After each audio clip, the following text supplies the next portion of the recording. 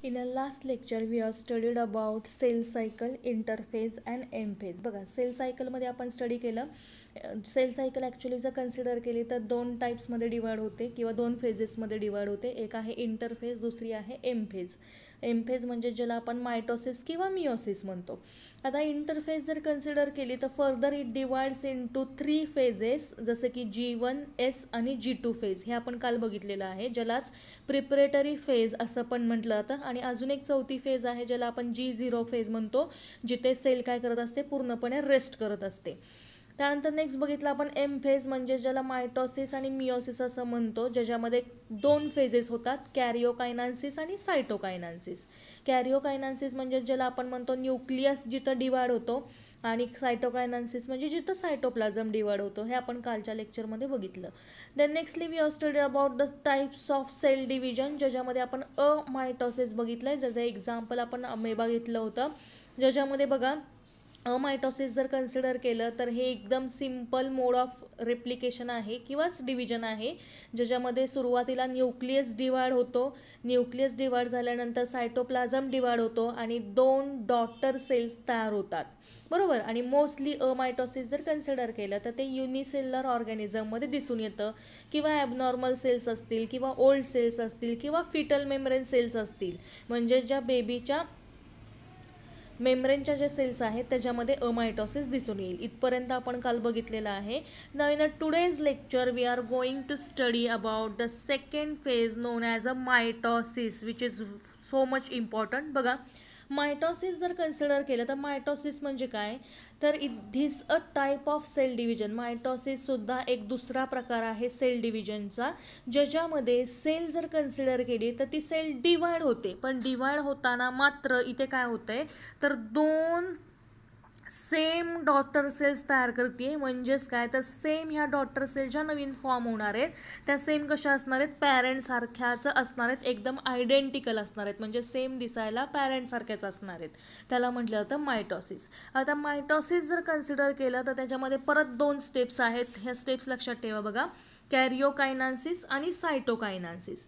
Now karyokinesis means what, karyokinesis is the nuclear division which is sub divided into. बघा karyokinesis म्हणजे सुरुवातीला nucleus divide होणार आणि मग सायटोप्लाझम डिवाइड होतोय. मग न्यूक्लियर डिव्हिजनमध्ये पुढे जाऊन परत 4 डिव्हिजन येत आहेत. कोणत्या कोणत्या बघा, नावं लक्षात ठेवा, प्रोफेज, मेटाफेज, ॲनाफेज आणि टिलोफेज. ॲक्च्युली इथं टिलो आहे, हे तिली झालेलं आहे, चुकून TELO पाहिजे, बरोबर. मग कोणत्या कोणत्या फेजेस येतात बघा कॅरिओकायनान्सिसमध्ये, prophase, metaphase, anaphase and telophase. आता ह्या जर फेजेस कन्सिडर केल्या तर आपल्या कन्व्हिनियन्ससाठी, म्हणजे आपल्याला समजावेत सेल डिव्हिजन म्हणून ह्या केलेल्या आहेत.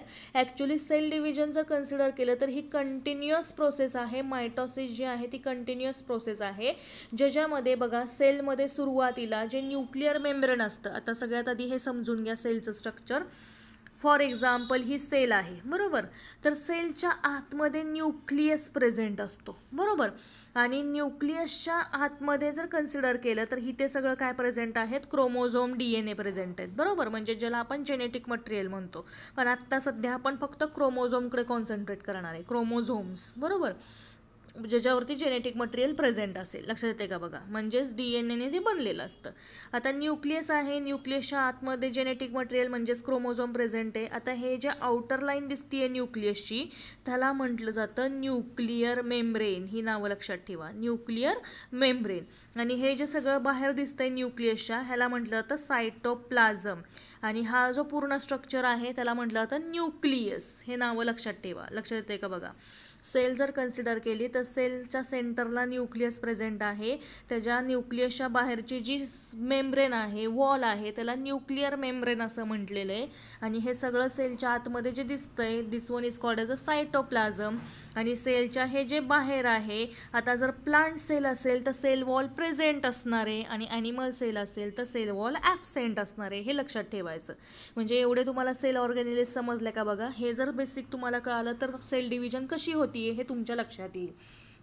आता सगळ्यात आधी आपण बघू मायटॉसिस जर कन्सिडर केलं तर कॅरिओकायनान्सिस सगळ्यात आधी होते, म्हणजेच न्यूक्लियस काय होणार आहे यातला डिवाइड होणार आहे.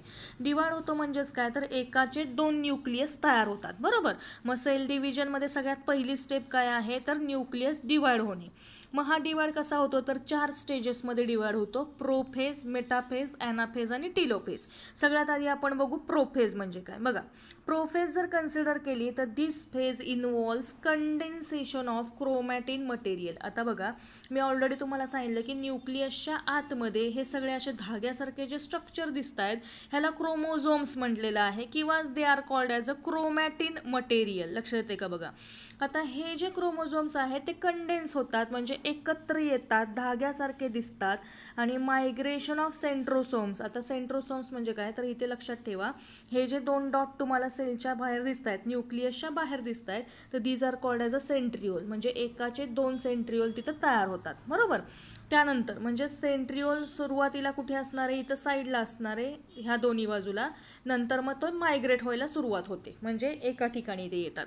त्यानंतर न्यूक्लिअर मेम्ब्रेन जो आहे म्हणजे हे बाहेरच्या बाजूला हे जे स्ट्रक्चर दिसतंय जे की तुम्हाला मी सांगितलं न्यूक्लियसच्या बाहेरचं जे मेम्ब्रेन आहे that one is called as a nuclear membrane.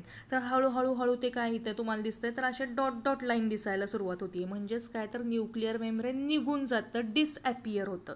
लक्षात येते का बघा.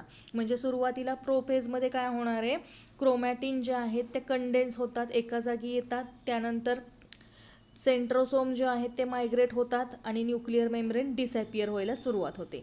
आता कंडेन्सेशन क्रोमोझोम्स झाल्यामुळे तिथे काय होतं बघा, ईच क्रोमोझोम बिकम्स विजिबल. जे क्रोमोझोम्स असतात ते आता दिसायला सुरुवात होते. बघा, नेहमी लक्षात ठेवा, क्रोमोझोम जे असतात सेलमध्ये ते ॲक्च्युली सुरुवातीला दिसत नाही. जर डायरेक्टली तुम्ही सेल घेतली कुणाची पण आणि मायक्रोस्कोपच्या अंडर ऑब्झर्व केली तर तुम्हाला डायरेक्टली क्रोमोझोम दिसणार नाहीत. जर मात्र जिथं सेल डिव्हिजन चालू असेल, म्हणजे फॉर एक्झाम्पल जर तुम्ही रूटची टीप घेतली, बरोबर, म्हणजे हे रूट आहे फॉर एक्झाम्पल, बरोबर, ह्या रूटचा जर सेक्शन घेतला ह्या टिपचा तर इथे टिपला नेहमी काय होणार आहे, सेल डिव्हिजन होते, म्हणजेच रूट ग्रो होतात असतात ना.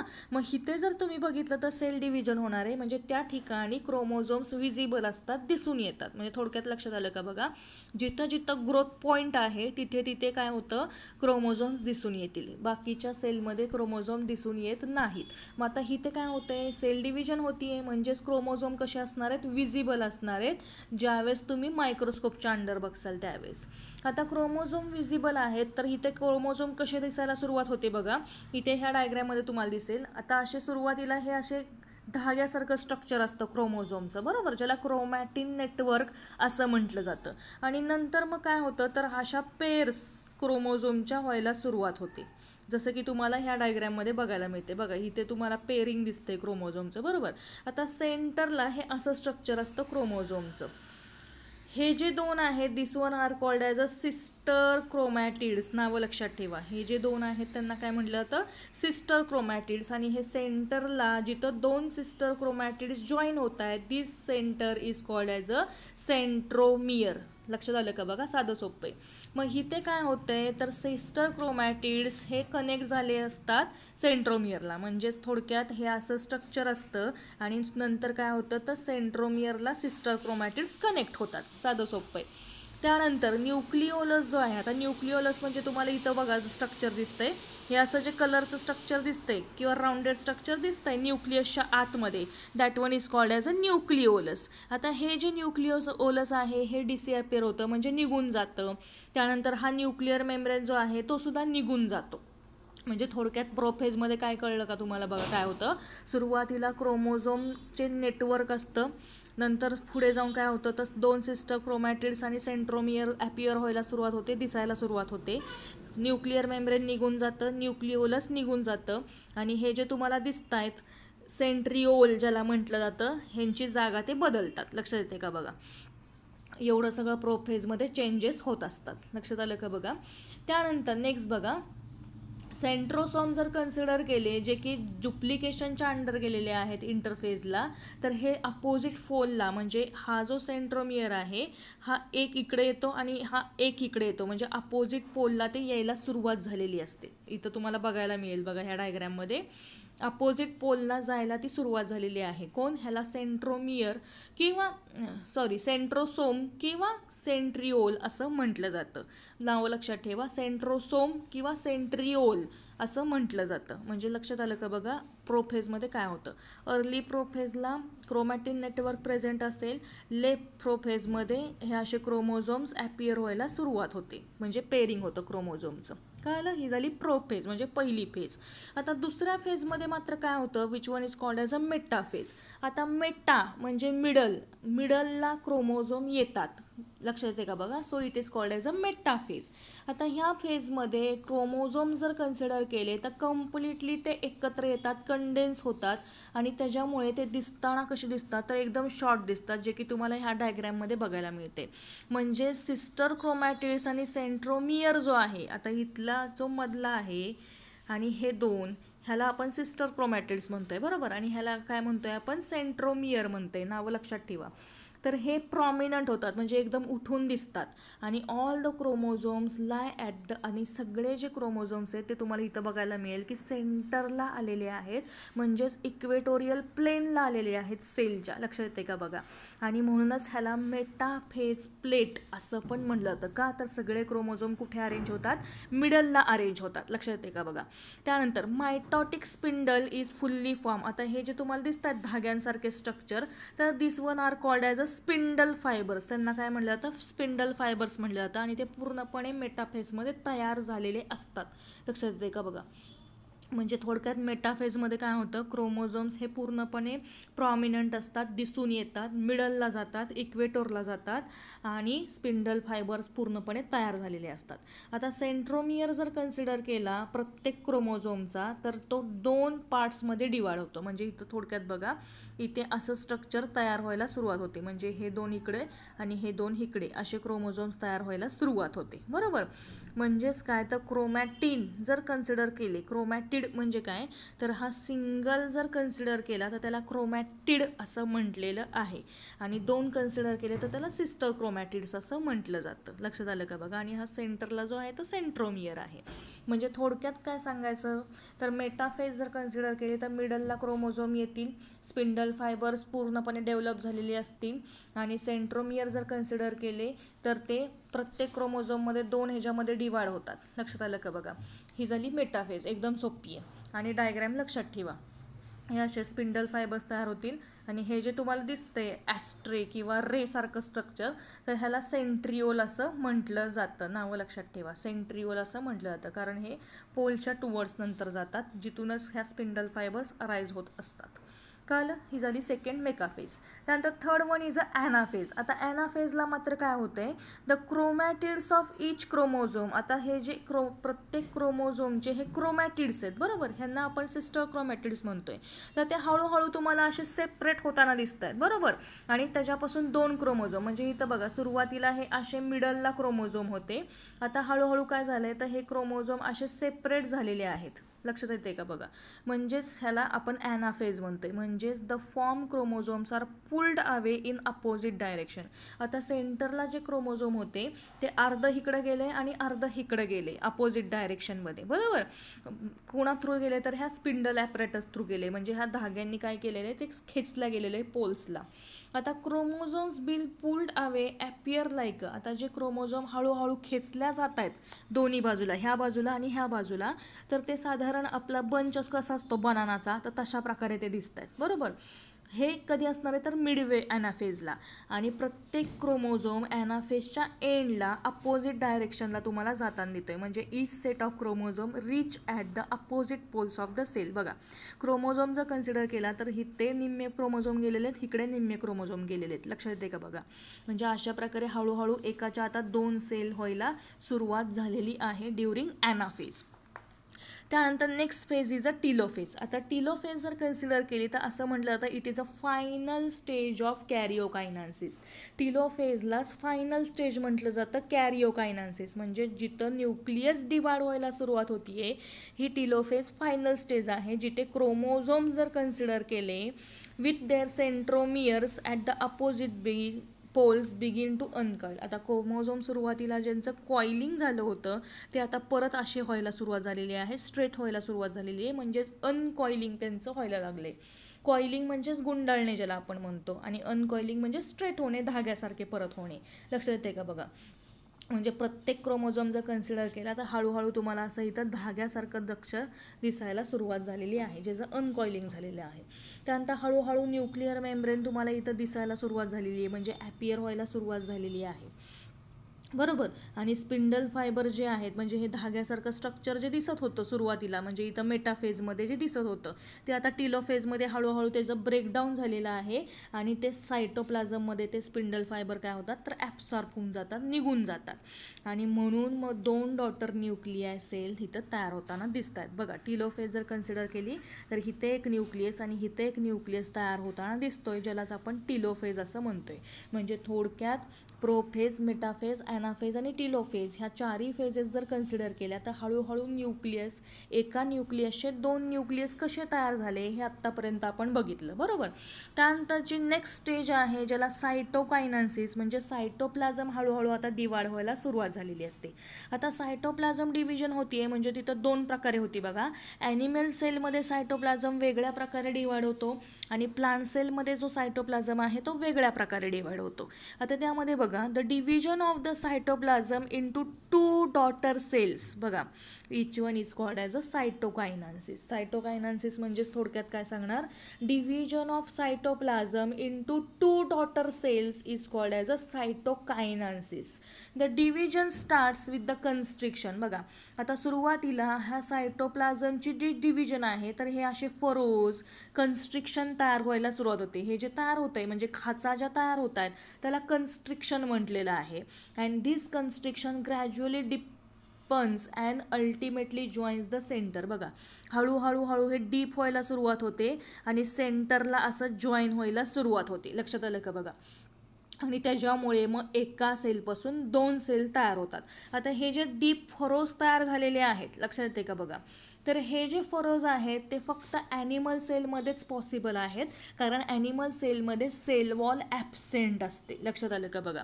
म्हणजे इथं जर तुम्ही डायग्राम बघितली तर तुम्हाला बघायला मिळेल ॲनिमल सेलमध्ये असे क्लिवेज फरोज आलेले दिसत आहेत आणि एकाचे 2 सेल्स तयार झालेले दिसत आहेत. म्हणजे इथे तुम्हाला रिअल फोटोग्राफ बघायला मिळेल, ज्याला सायटोकायनान्सिस इन द ॲनिमल सेल म्हटलं जातं. पण ॲक्च्युली प्लांट सेल जर कन्सिडर केली तर प्लांट सेलमध्ये नॉन फ्लेक्झिबल सेल वॉल असतो. नॉन फ्लेक्झिबल म्हणजे जो फ्लेक्झिबल नसतो, थोडासा कठीण असतो, हार्ड असतो ज्याला आपण म्हणू. आता त्याच्यामुळे मग फरोज तिथं तयार होऊ शकत नाही, म्हणून इन्स्टेड सेल वॉल किंवा partition starts to appear at the centre of the cell. मग काय होतं बघा, ॲनिमल सेल जर कन्सिडर केली तर बाहेरून आतमध्ये डिव्हिजन व्हायला सुरुवात होते. थोडक्यात सांगायचं म्हटलं तर बघा, ॲनिमल सेलमध्ये अशी बाहेरून आतमध्ये डिव्हिजन व्हायला सुरुवात होते आणि एकाच्या 2 सेल्स तयार होतात, बरोबर. पण प्लांट सेलमध्ये मात्र उलटं होतं. प्लांट सेलमध्ये जर कन्सिडर केलं तर आतून बाहेर असे प्लेट्स तयार होतात. लक्षात येते का बघा. म्हणजे सेंटरपासून ते बाहेरपर्यंत प्लेट्स तयार होतील आणि त्याच्यामुळे मग लॅटरल वॉल जो आहे तो ब्रेक व्हायला सुरुवात होते. म्हणजेच the formation of new cells wall begins with the formation of a simple precursor, ज्याला सेल प्लेट असं म्हटलं जातं. म्हणजे थोडक्यात जर सांगायचं म्हटलं तर इथे तुम्हाला बघायला मिळेल बघा, सुरुवातीला इथून सेंटरपासून इकडे सेल वॉलकडे प्लेट चाललेली आहे, बरोबर. आणि पूर्णपणे मग ही अशी डिव्हिजन होते आणि मग एकाच्या 2 सेल्स प्लांट सेलमध्ये तयार केल्या जातात. लक्षात आलं का बघा. हे का तर तिथं सेल वॉल प्रेझेंट आहे म्हणून हे असे प्रकार होतात. पण ॲनिमल सेलमध्ये मात्र सेल वॉल ॲब्सेंट आहे म्हणून डायरेक्टली बाहेरून आतमध्ये हे फरोज जातात, लाईन जाते. तसं प्लांटमध्ये आतून बाहेर ह्या लाईन्स किंवा सेल प्लेट तयार होत असते. आता ज्यावेळेस प्लांटमध्ये सेल प्लेट तयार होते, बरोबर, तर त्यामध्ये middle lamella between the walls of the 2 adjacent cell, जी मिडल लॅमेला आहे प्लांट सेलमध्ये, तर तिथून 2 ॲडजसंट वॉल सेलमध्ये ही सेल प्लेट तयार होत असते. आता सायटोप्लाझ्मिक डिव्हिजन जर कन्सिडर केली तर त्याच्यामध्ये प्लांट सेलमध्ये ज्या ऑर्गॅनिलीज आहेत जसं की मायटोकॉन्ड्रिया असतील, प्लास्टिड असतील, तर त्यासुद्धा 2 सेलमध्ये डिवाइड व्हायला सुरुवात होते. म्हणजे थोडक्यात जर सांगायचं म्हटलं तर ॲक्च्युली सेल डिव्हिजन होतंय म्हणजेच काय होतंय तर सेलच्या आतमधले सुद्धा ज्या काही ऑर्गॅनिलीज आहेत मायटोकॉन्ड्रिया, गोल्गी बॉडीज, त्यासुद्धा डुप्लिकेट होतात, डबल होतात आणि प्रत्येक डॉटर सेलमध्ये ह्यासुद्धा सेल ऑर्गॅनिल डिवाइड केल्या जातात इक्वल डिस्ट्रीब्युशन ज्याच्यामध्ये होतं. लक्षात आलं का बघा. म्हणजे फॉर एक्झाम्पल मायटॉसिस जर सांगायचं म्हटलं तर फॉर एक्झाम्पल आता ही एक सेल आहे, ह्या सेलमध्ये जर 46 क्रोमोझोम असतील तर पुढे जाऊन ह्या सेलची 2 सेल तयार झाल्या तर ह्यांच्यामध्ये सुद्धा किती क्रोमोझोम येणार आहेत, 46 येणार आहेत. So it is called as a mitosis, ज्यालाच आपण म्हणतो की इक्वल डिस्ट्रीब्युशन ज्याच्यामध्ये होतं. लक्षात आलं का बघा, एकदम सोपं आहे मायटॉसिस. आता सिग्निफिकन्स, इम्पॉर्टन्स बघा मायटॉसिसचं काय काय. मायटॉसिस जर कन्सिडर केलं तर mitosis is the equational division म्हटले, कारण मी आता सांगितलं की 2 इक्वल सेल्स तयार होतात, सेम त्यांच्या पेरेंट्ससारख्याच असणार आहेत म्हणून इक्वल सेल तयार होतात आपण असं म्हणतोय. आणि क्रोमोझोम नंबरसुद्धा कसा राहतोय तर कॉन्स्टंट राहतोय. आत्ताच मी सांगितलं 46 जर पेरेंटमध्ये असेल तर त्यांच्या डॉटर सेलमध्ये पण किती येणार आहे, 46च येणार आहे. It ensures equal distribution of the nuclear. बघा, न्यूक्लियर किंवा सायटोप्लाझ्मिक कंटेंट जर कन्सिडर केलं तर दोन्हीसुद्धा इक्वल डिस्ट्रीब्युशन ते दाखवतात डॉटर सेलमध्ये. मग ते क्वांटिटेटिव्हली असेल किंवा क्वालिटेटिव्हली असेल, म्हणजे क्वांटिटी वाईज असेल किंवा क्वालिटी पण असेल तर सेम क्वालिटी ते पॅरेंटसारखीच दाखवणार आहेत. त्यानंतर हेरिडेटरी मटेरियल म्हणजेच DNA जर कन्सिडर केला तर DNA is also equally distributed. आत्ताच मी सांगितलं की DNA सुद्धा त्यांच्यामध्ये इक्वल डिस्ट्रीब्युशन होतं आणि त्याच्यामुळे it helps in a growth and development of the organism. म्हणून मायटॉसिस जिथं ग्रोथ होणार आहे, डेव्हलपमेंट होणार आहे, हे तुम्हाला मी कालच्याच लेक्चरमध्ये सांगितलं बघा. जिथं जिथं ग्रोथ आणि डेव्हलपमेंट होईल तिथे तिथे मायटॉसिस सेलमध्ये ऑकर होईल, हे पूर्णपणे डोक्यात ठेवा.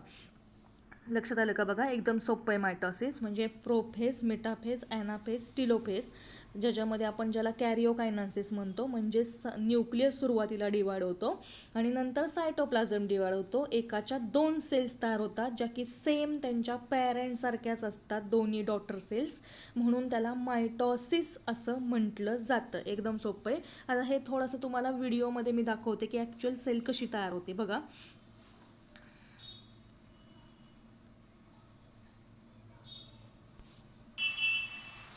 बघा मायटॉसिस जर कन्सिडर केलं तर ह्याच्यामध्ये काय होते बघा, ज्यालाच आपण म्हणतो की regeneration of the body part जिथं रिजनरेट होत असतात तिथं मायटॉसिस होत असतं.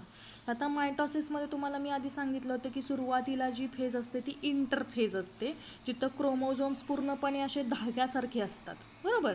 आता त्याच्यामध्ये परत 4 फेजेस कॅरिओकायनासिस, सायटोकायनासिसमध्ये दिसून येतात. प्रोफेज, मेटाफेज, ॲनाफेज आणि टिलोफेज. सगळ्यात आधी आपण बघू प्रोफेज म्हणजे काय, बरोबर. कॅरिओकायनासिस, सायटोकायनासिस ऑलरेडी मी तुम्हाला सांगितलं, म्हणजेच तिथं सायटोप्लाझम डिवाइड होईल. आता प्रोफेज जर कन्सिडर केली तर सुरुवातीला बघा, हे तुम्हाला असं धाग्यासारखं स्ट्रक्चर इथं बघायला मिळते. हे जे दिसतंय हे सगळे ब्ल्यू कलरचे थ्रेड लाईक स्ट्रक्चर, तर this are called as a chromatin network, बरोबर. तर हे धाग्यासारखं जे स्ट्रक्चर आहे ते प्रोफेजमध्ये बघायला मिळतं सुरुवातीला, बरोबर. आणि हळूहळू मग हा जो न्यूक्लिअर मेम्ब्रेन आहे तो काय होतो, डिसॅपियर व्हायला सुरुवात होते. त्याच्या आधी क्रोमोझोम्स असे विजिबल होतात, मी सांगितलं. म्हणजे हे असं स्ट्रक्चर तयार होतं, बरोबर. हे अशा प्रकारे स्ट्रक्चर तयार होतं क्रोमोझोमचं. न्यूक्लिओलस निघून जातो, न्यूक्लिअर मेम्ब्रेन निघून जातो, इथं तुम्हाला दिसतंय बघा. ओके, त्यानंतर हे जे येलो कलरचे सेंट्रोसोम्स आले ते आता अपोजिट पोलला गेलेले आहेत, ज्याला सेंट्रिओल्स असं म्हटलेलं आहे. आणि आता हळूहळू काय व्हायला लागलेत, धागे तयार व्हायला लागलेत, म्हणजे स्पिंडल फायबर फॉर्मेशन झालेले. आता मेटाफेज जर कन्सिडर केली, सेकंड फेज, ज्याच्यामध्ये क्रोमोझोम्स आता कुठे येणार आहेत तर सेंटरला येणार आहेत, म्हणजेच इक्वेटोरियलला येणार आहेत, बरोबर. आणि सगळे तुम्हाला फायबर्स पण तिथं बघायला मिळत आहेत, इक्वेटोरियल प्लेट ज्याला म्हटलं जातं. 2 सिस्टर क्रोमॅटिड्स तुम्हाला दिसत आहेत, म्हणजे हे असं स्ट्रक्चर दिसतंय. टोटल 4, इकडच्या 2 आणि इकडच्या 2. आता हे सेपरेट होणार, ही वरच्या 2 वरती जातील, खालच्या 2 खाली येतील, सिस्टर क्रोमॅटिड्स. ज्यालाच आपण कोणती फेज म्हणतो, ॲनाफेज. बरोबर. आता हे बघा सेपरेशन कसं होतं आहे सिस्टर क्रोमॅटिड्सचं. वरती 2 गेल्या, खाली 2 आल्या, ज्यालाच आपण ॲनाफेज म्हणतो, म्हणजे ज्याच्यामध्ये पोलला, अपोजिट पोल्सला क्रोमॅटिड्स जाणार आहेत. बरोबर.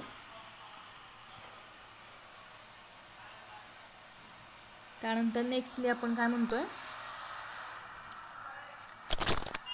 लास्ट वन आहे जी टिलोफेज आहे, ज्याच्यामध्ये आता पूर्णपणे न्यूक्लियस डिवाइड व्हायला सुरुवात होते किंवा झालेली असते पूर्णपणे.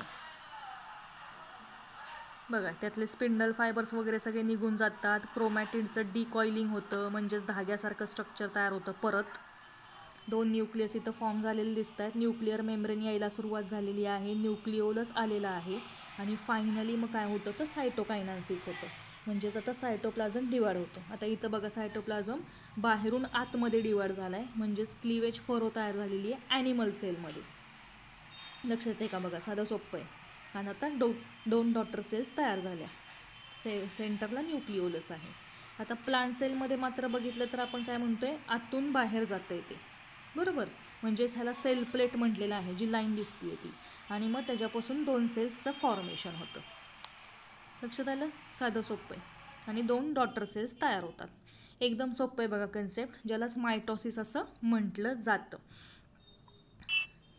Okay. In a next lecture we will study about meiosis. Thank you. जर काही डाऊट असेल तर तुम्ही डायरेक्टली मला कॉन्टॅक्ट करू शकता.